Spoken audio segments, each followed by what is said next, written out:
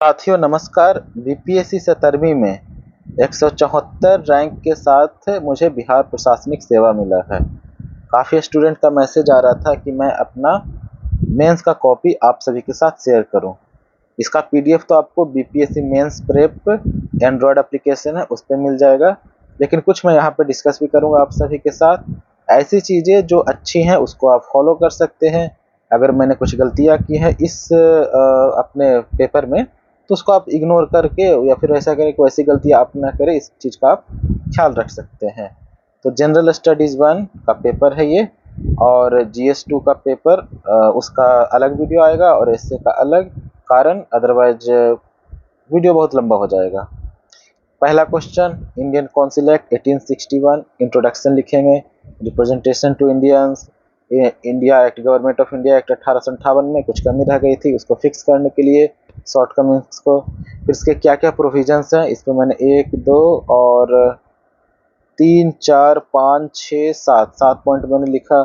उसके बाद कुछ कंसर्न, क्या क्या इसमें ऐसी चीज़ें थी जो कि नहीं होनी चाहिए थी, डिमांड था और मिला नहीं। वो था कि वायसरॉय के पास इमरजेंसी को लेके अनलिमिटेड पावर दिया गया था।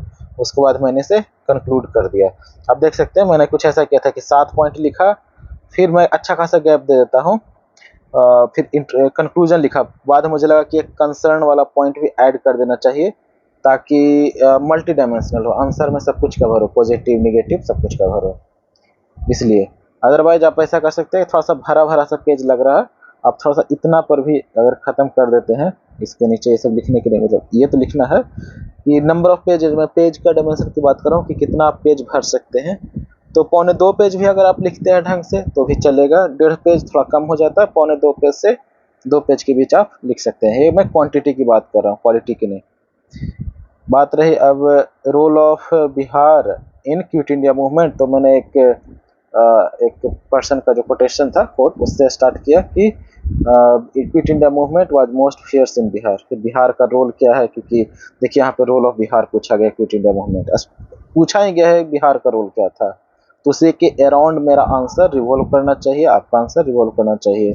सेकेंड लाइन ऑफ लीडरशिप, आज़ाद दस्ता, अंडरग्राउंड रेडियो, ध्रुव दल की स्थापना हुई थी। उसके बाद देख सकते हैं कि सेक्रेटेरिएट फायरिंग हुई थी। फिर किस तरीके से कम्युनिकेशन को डिस्ट्रॉय किया जा रहा था, रेलवे लाइन, टेलीग्राफ को एक्सप्लोजिव और फायर का इस्तेमाल करके। स्टूडेंट्स ने ट्रेन को कैप्चर कर लिया था, उसका नाम रख दिया था इन्होंने स्वराज ट्रेन।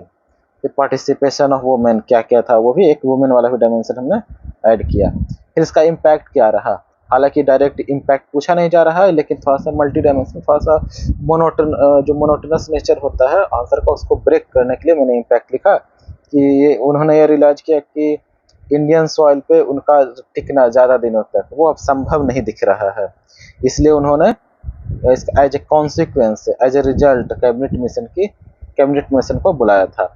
फिर उसके बाद इसको कंक्लूड करना है, कंक्लूजन आप लिख सकते हैं, देख सकते हैं थोड़ा सा हैंड राइटिंग गड़बड़ सा है पर चलेगा। फिर है संथाल अपराइजिंग, वहीं इसमें भी एक मैंने कार्ल मार्क्स ने क्या बोला था इसके बारे में जिक्र किया था नोट्स ऑन इंडियन हिस्ट्री में, ये फर्स्ट रिवोल्ट है इंडियंस के द्वारा। फिर इसमें जो लीडर्स थे उसको अलग मैंने लिखा, कॉजेज देखें, इंट्रोडक्शन लिखा मैंने, फिर ये रहा मैप, लीडर्स का नाम लिखा सेपरेटली ताकि क्लटर ना लगे, एक साथ भरा हुआ ना लगे, पता चले कि कुछ क्या लिखा हुआ है नेक्स्ट क्या है। फिर कॉजेज किन कारणों से हुआ था, इसमें 3, 4, 5, 6 पॉइंट है, 5 पॉइंट काफ़ी रहेगा। फिर एज ए कॉन्सिक्वेंस क्या बाहर निकल के आया, आउटकम क्या था कि ब्रिटिशर्स ने आखिर क्या किया, कुछ उनके डिमांड को माना या फिर नहीं माना।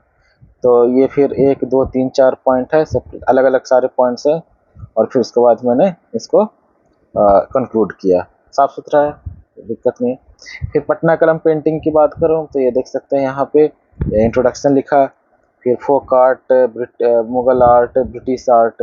कि फोक आर्ट में क्या था, सब्जेक्ट मैटर को लिया गया मुगल से, कलर का यूज, और ब्रिटिश आर्ट से शेडिंग का मेथड को देखा गया। फिर सब्जेक्ट मैटर्स कौन कौन से थे, जो फोक आर्ट वाले सब्जेक्ट मैटर्स कौन कौन से थे, ये आप देख सकते हैं 1, 2, 3, 4, 5, 6 6 पॉइंट को, फिर ब्रशेज पे लिखा मैंने, कलर्स पे लिखा।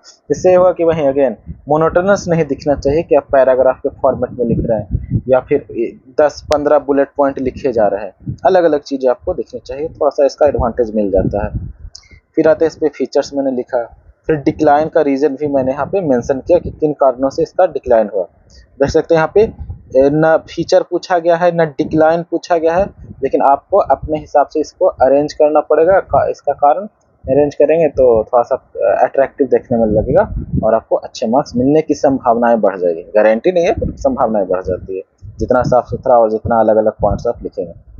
मॉडर्न आर्ट एंड आर्किटेक्चर, तो देख सकते हैं कि मैंने इसमें सिंपल सा लिखा, स्तूपा, पिलर, थोड़ा बहुत डायग्राम बनाया मैंने। इसको बनाने में काफ़ी समय भी लग गया था मुझे।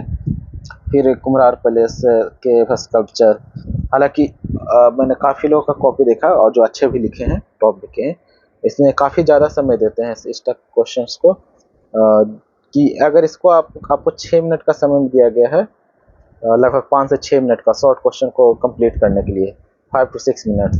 अगर इस पर आप अननेसेसरी है, भले ही इसको में आपका बहुत ज़्यादा नॉलेज हो, अगर आप अननेसेसरी 9 to 10 मिनट्स दे देंगे तो आपके लॉन्ग आंसर को ये इम्पैक्ट करेगा।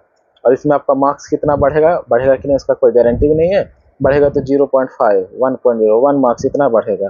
तो आपको 5 to 6 मिनट्स में ही लिखना है। वो क्वेश्चन आए ना आए अलग चीज़ है, बहुत हुआ तो 7 मिनट्स, 7 मिनट्स हुआ तो दूसरे क्वेश्चन पे आपको 4 to 5 मिनट्स देने होंगे। तो इस चीज़ का आपको ख्याल रखना होगा। फिर लॉन्ग क्वेश्चन में आ गया चंपारण वाला, चंपारण इंडिगो मूवमेंट की बात करते हैं। तो सबसे पहले सिंपल सा मैंने इसको इंट्रोडक्शन लिखा, डायग्राम देख सकते हैं कि लगभग मैंने सारे क्वेश्चन में मैप, फ्लो चार्ट, डायग्राम बनाने की कोशिश किया हूँ। ज़्यादा भी नहीं बनाया हूँ, कम भी नहीं बनाया हूँ, एटलीस्ट हर क्वेश्चन में एक कह सकते हैं ज़रूरी है। इसमें देखिए ज़्यादा इसमें आपसे पूछा नहीं गया है। इसका इम्पैक्ट एक्सप्लेन करना है, पॉजिटिव इम्पैक्ट। अगर कहीं पे इम्पैक्ट वर्ड दिख गया तो यानी कि आपसे पॉजिटिव पूछा जा रहा है, नेगेटिव पूछा जा रहा है। और चंपारण इंडिगो मूवमेंट को डिस्क्राइब करने को बोला जा रहा है। तो आप तो इंट्रोडक्शन लिखेंगे, डिस्क्राइब का मतलब क्या क्या हुआ, उसके पीछे का आप कारण बताएंगे, गांधी जी का डिमांड क्या था वो बताएंगे, फिर मूवमेंट का आउटकम क्या था कि क्या बाहर निकल के आया, क्या क्या डिमांड था, उन किन किन डिमांड्स को फुलफिल किया गया, ठीक है। फिर इम्पैक्ट आ गया, वाटर मूवमेंट था ये। इसके बाद काफ़ी चीज़ें चेंज देखने को मिली थी जिसकी मैं बात कर रहा था। आप देख सकते हैं मैंने भी वही किया है। 1 2 3 4 5 6 7 8 9 8 12 पॉइंट्स को मैंने लिखा, सर ज़्यादा भी है 15 पॉइंट्स। मुझे इसे दो पार्ट में ब्रेक, अगर मैं इसे 2 पार्ट में ब्रेक कर देता तो थोड़ा सा ज़्यादा बेहतर रहता, मेरा ऐसा मानना है। फिर ड्रॉबैक्स को मैंने सिर्फ ड्रॉज लिखा है जल्दबाजी में। फिर इसमें जो 1 2 3 4 5 पॉइंट लिखा है कि क्या क्या कमियां रह गई थी। बिहार में तकसीमित था और ज़मींदारी को अबॉलिश करने को लेकर इसमें कुछ भी नहीं किया गया था, ठीक है। जो ज़मीन छीन लिए गए थे उन्हें वापस नहीं दिया गया था। उसके बाद क्या लास्ट में क्या किया मैंने इसे कंक्लूड कर दिया। कंक्लूजन थोड़ा सा लंबा ही रखिएगा, हाफ पेज नहीं, बट हाफ पेज भी रख सकते हैं या फिर पेज का 40% के आसपास। इंट्रोडक्शन को भी, इंट्रोडक्शन को प्रॉपर क्लीन रखना है कि ऐसा नहीं कि 2-3 लाइन में, 2-3 लाइन में इंट्रोडक्शन रखना है। शॉर्ट वाले का, बड़े वाले के 6 से 7 लाइन रहेगा तो ज़्यादा अच्छा रहेगा। फॉलोड बाई कोई आप मैप बना दें। देख सकते हैं एक पेज मैंने छोड़ दिया था क्योंकि वहीं उतना में ही मेरा पेपर कंप्लीट हो गया था। फिर वेस्टर्न एजुकेशन वाला आ गया कि एक्सप्लेन द एक्सपेंशन, कहाँ पहले क्या था, बाद में क्या आया, उसके बाद क्या आया, कब से कब तक, मिड 19th सेंचुरी के बाद, मिड 19th सेंचुरी के बाद यानी कि 1850 से लेके प्रेजेंट डे क्योंकि ऑनवर्ड उसके बाद मतलब कि 2025 की भी आप बात कर सकते हैं। इंट्रोडक्शन लिखा मैंने। फिर उसके बाद एक्सपेंशन क्या क्या हुआ, 1847 मिड 19th सेंचुरी पूछा गया। वुड डिस्पैच आया, पटना कॉलेज का स्थापना 1882 वाला। फिर सर्वे ट्रेनिंग स्कूल NIT पटना की स्थापना हुआ था। ये सर्वे ट्रेनिंग स्कूल आई थिंक 1886 में स्टार्ट हुआ था। 1932 में उसका नाम पटना इंजीनियरिंग कॉलेज पड़ा। अगर मैं ये फैक्ट गलत बोल रहा हूँ तो प्लीज़ कमेंट सेक्शन में ज़रूर इसको बताएं। फिर agriculture university, settler commission, Patna medical college hospital. फिर देख सकते हैं सार्जेंट प्लान 1946। उसके बाद AIIMS IIT Patna 2008, IIM Bodhgaya, Nalanda university 2024। देख सकते हैं यहाँ पे, यानी कि हमसे पूछा जा रहा था कि ऑनवर्ड, बाद तक, प्रेजेंट डे तक, तो इसलिए मैंने प्रेजेंट डे तक के इसको कवर किया। फिर इसका कुछ इम्पैक्ट रहा होगा पॉजिटिव नेगेटिव, तो पॉजिटिव मैंने लिखा 5 पॉइंट मैंने ऐड किया, 1 2 3 4 5 पॉइंट ऐड किया। फिर कुछ ड्रॉबैक्स थे कि वो मैंने एजुकेशन को इग्नोर किया गया, एजुकेशन मासेस तक नहीं पहुंच पाया, जो डॉनवर्ल्ड फिल्ट्रेशन थ्योरी था वो सक्सेसफुल ना हो पाया, ना उसका नहीं सक्सेसफुल हो पाना भी है। और इंग्लिश को प्रेफर किया गया रेदर देन मगही, मैथिली, भोजपुरी, जो कि बिहार की रीजनल लैंग्वेज है। ठीक है, उसके बाद फिर से मैंने एक राजेंद्र प्रसाद जी का स्टेटमेंट है, जो उनका स्टेटमेंट से मैंने कंक्लूजन लिखा, और लगभग आधे पेज में, देख सकते हैं आधे पेज में मैंने इसे कंक्लूड किया। इसमें भी 1 पेज लगभग, इसमें तो 2 पेज मैंने छोड़ा, क्योंकि मेरा पेपर लगभग वहीं पे कंप्लीट हो गया था और समय का अभाव मैनेज करके चलना पड़ता है। फिर बात रही ये करंट अफेयर्स वाली, काफ़ी आर्बिट्री था, रैंडम क्वेश्चन पूछा गया था। आम आदमी पार्टी दिल्ली असेंबली इलेक्शन, तो मुझे जो समझ में आया, जो अपनी समझ थी, उसका जो पेरिफेरल नॉलेज है, जो आपको पता है, एग्जैक्ट नहीं पता है जिस चीज़ के उस चीज़ के बारे में, लेकिन उसके इर्द गिर्द आपको नॉलेज है, तो आपका प्रेजेंस ऑफ माइंड कितना स्ट्रांग है, उस हिसाब से आंसर को आप फ्रेम कर सकते हैं। तो अगर आपका नॉलेज का दायरा अच्छा है और प्रेजेंस ऑफ माइंड को आप बिल्ड करते हैं, तो आप ऐसे क्वेश्चन जो ऊटपटांग है उसका भी सही जवाब दे सकते हैं। ऐसे क्वेश्चन ज़्यादा कमांड मेरा था नहीं, पर फिर भी देख सकते हैं इसमें भी लगभग 2 पेज मैंने भरा, फॉन्ट साइज लगभग डिसेंट ही है। फिर रशिया यूक्रेन वॉर, ये तो काफ़ी दिनों से चला आ रहा है, तो इससे पे तो नॉलेज होना ऑब्वियस सी बात है। फिर था ये महाकुंभ मेला, महाकुंभ मेला में क्या है, कुछ कुछ चीज़ें देखिए यहाँ पे, विकास भी, विरासत भी, स्ट्रॉन्ग इंडियन डायस्पोरा, बाहर से लोग आए थे, जो इंडियन जो विदेश में बसे हुए थे वो भी महाकुंभ मेला में आए थे। फिर कहाँ से, प्रयागराज में गए थे वो लोग। फिर social harmony among all cast of Hindu, जिससे क्या हुआ कि सोसाइटी यूनाइटेड हुआ। फिर वुमेन मार्जिनलाइज कास्ट, सबको इक्वल ट्रीटमेंट, और फिर मैनेजमेंट अच्छा था। फिर कुछ ऐसा था कि कुछ ड्रॉबैक्स थे, कुछ जो न्यूज़ में आए थे एटलीस्ट, स्पेशली बिजनेस करने को लेके। फिर क्राउड मिस मैनेजमेंट था, रेलवे स्टेशन संगम के पास।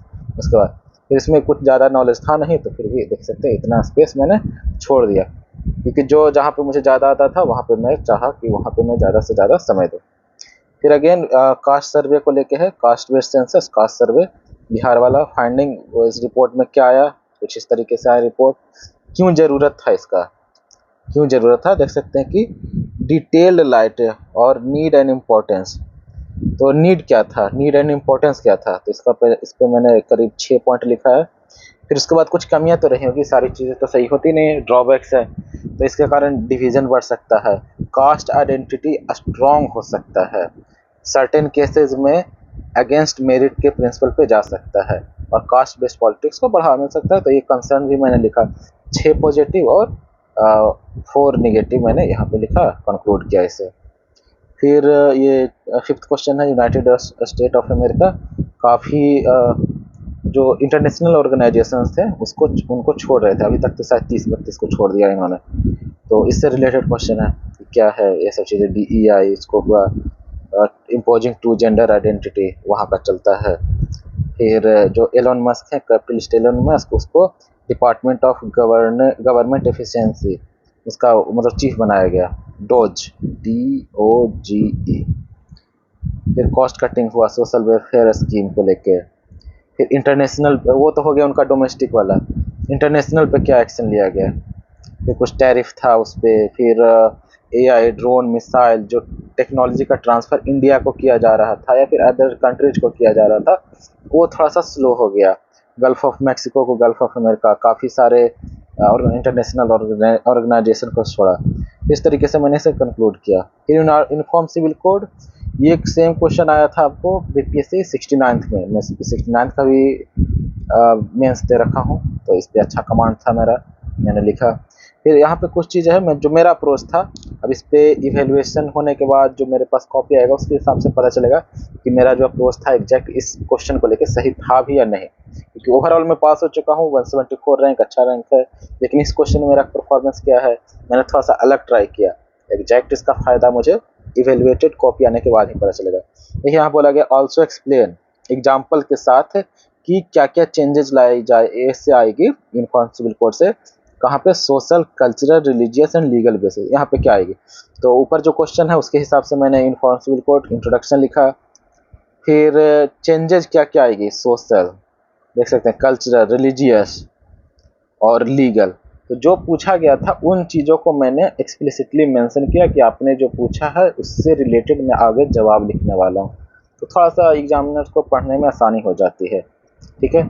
और इसके बाद है कि चैलेंजेस क्या क्या है, थोड़े से चैलेंजेस भी हो गए, अच्छे खासा चैलेंजेस है उसको भी लिखा। वे फॉरवर्ड क्या है, क्या क्या हम रिकमेंड करते हैं। हालांकि इंट्रोडक्शन के बाद मैं ये भी लिख सकता हूँ कि इसका बैकग्राउंड क्या है, हिस्ट्री क्या है, कॉन्स्टिट्यूएंट असेंबली, संविधान सभा से ही इसके बारे में जिक्र है। और जो भी डॉक्टर भीमराव अम्बेडकर जी, नसरुद्दीन अहमद और कई सारे BN राव, कई सारे ऐसे कॉन्स्टिट्यूशनलिस्ट थे, उन्होंने इसके लिए अपना अपना ओपिनियन दिया था।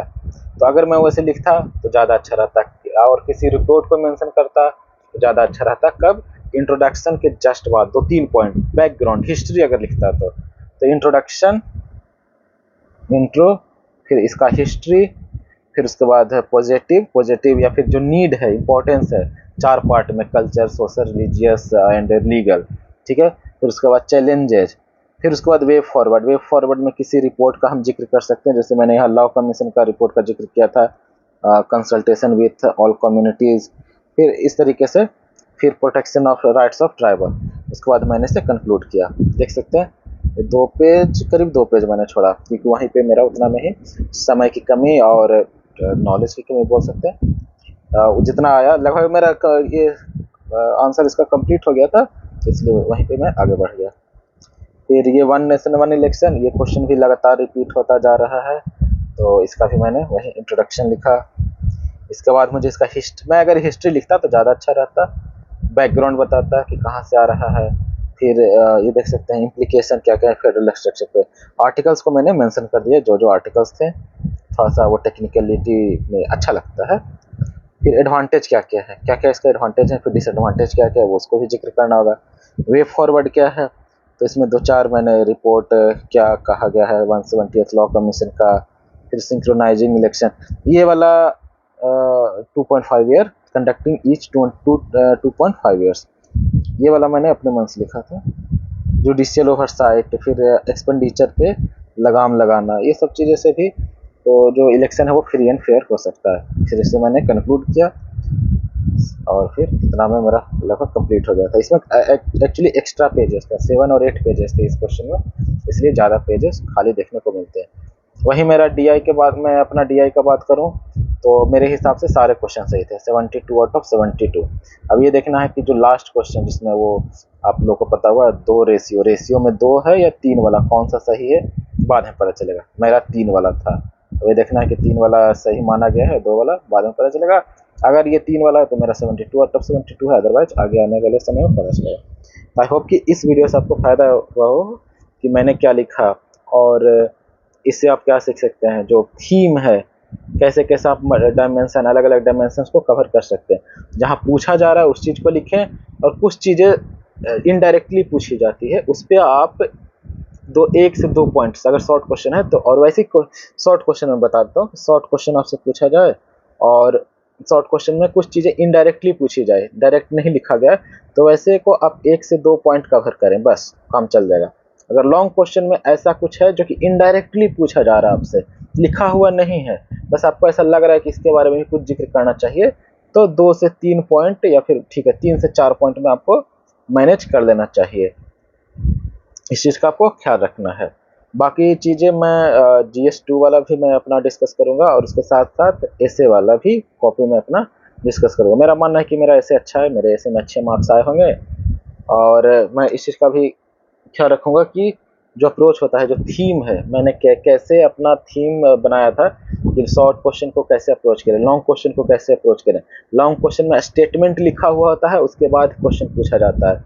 लॉन्ग क्वेश्चन में लिखा हुआ रहता है कि अगर आप 71st मेंस का क्वेश्चन देखेंगे कि अलग अलग डायमेंशन दे दिया हुआ होता है आपको, इन डायमेंशंस को आप कवर करें, उसका आंसर कैसे लिखें। किसी लॉन्ग क्वेश्चन में ऐसा होगा कि एक लाइन में ही, एक सेंटेंस, एक लाइन में ही क्वेश्चन को फिनिश कर दिया जाता है। आपके पास ज़्यादा कुछ ओपन करके नहीं दिया जाता कि आप ये बताइए, ये बताइए, ये बताइए। आपको अपने से ही डिसाइड करना होगा इस क्वेश्चन का जवाब में हमें क्या क्या लिखना है। आपके पास नॉलेज अच्छा खासा होगा, लेकिन उसमें क्या लिखें, कैसे ऑर्गेनाइज करें, उसको भी मैं डिस्कस करूंगा। सेम शॉर्ट क्वेश्चन में डिस्कस करूंगा कि जहाँ पे सिर्फ लिख दिया गया पटना कलम पेंटिंग, अब इसमें आप क्या क्या चीज़ें लिखिएगा। किसी किसी में लिखा जाता है कि इसका फायदा और घाटा बताइए, सिर्फ फायदा बताइए, फिर सिर्फ घाटा बताइए, उसका कैसे अप्रोच करते हैं, सब कुछ बारी बारी से कवर किया जाएगा इसी चैनल पे। तो आप लोग अगर आपको वीडियो पसंद आया तो वीडियो को लाइक जरूर करिए, और जिन्हें इस वीडियो से मदद मिल सकती है उनके साथ ये शेयर कर सकते हैं।